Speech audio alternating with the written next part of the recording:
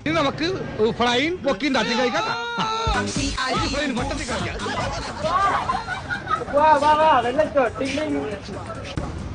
ഇതാണ് മേഘ ചേച്ചി, നമ്മളെ ബസ്സിലെ ഡ്രൈവർ ഇതായിരുന്നു.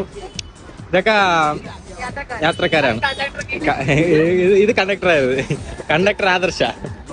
അർച്ചന ചേച്ചി ബിസിനസ്മാൻ.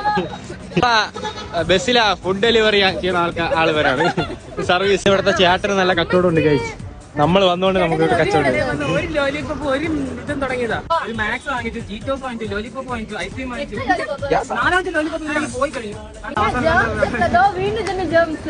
ജെയിംസ് ഒരു 10 വെക്കട്ടെ, ഒരു മാല മൊത്തത്തോടെ. ഈ ചാറ്റി കടയോടെ വായിക്കുമെന്നാണ് തോന്നണ.